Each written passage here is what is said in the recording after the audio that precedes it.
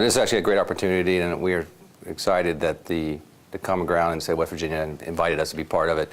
Not only does this help us get access to schools and offer opportunities for young men and women here in West Virginia, you also understand that we have several hundred recruiters across the state of West Virginia, and they live in the communities, and it gives them an opportunity, because not only are we helping the children in West Virginia, we're helping our own children, because our children are going to the schools in West Virginia. So the Common Ground is going to be beneficial for everybody involved. We cover all of West Virginia. The U.S. Army Recruiting Command covers pretty much the United States and our territories and some foreign countries where we have military members at. But here, for Common Ground, we're talking specifically of all of West Virginia.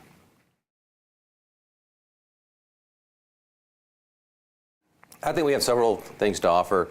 One, we provide a role model for the young men and women in the area. We can come into high schools. We can give classes. All my recruiters are trained. We can do everything from suicide prevention to anti-bullying. We have multiple certifications and trainings, and many of my recruiters have bachelor's degrees, associate's degrees, many advanced certificates. So they can provide an enormous amount of resources to the local administration as they seek to educate children in the area. We also have two other additional tools that are provided by actually the U.S. Army Recruiting Command. We have what's called March to Success. It is a free software program. It gives access to parents, teachers, and students if they want to increase their SAT or ACT scores. They can take this test or use this training tool to help them better their scores.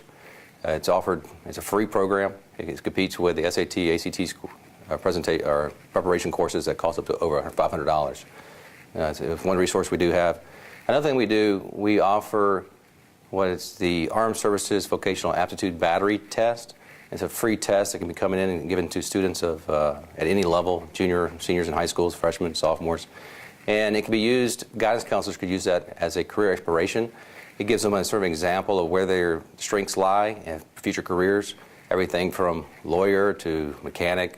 And we also use it for military entry when we identify what jobs they can, if they want to come into the military, what jobs they can actually qualify for. So that's also available to them, and it's free. They can take it any time, as many times as they like during the school year. We also come in and give that free interpretation of the test to the individual students.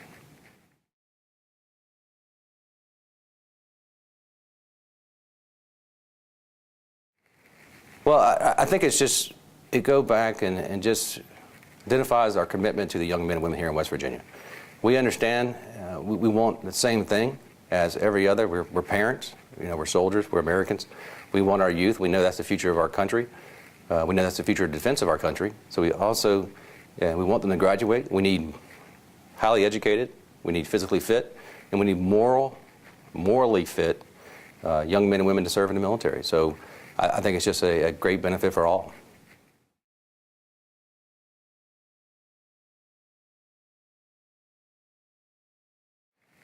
Well, I think sometimes we see ourselves, some parents do not see the military as a first choice for their children. They're very supportive of the military, they understand what we do, but they just don't see that opportunity, that career for their son or daughter. And I think this just gives us an opportunity to show that we are a viable option for a career choice. We give a significant amount of benefits.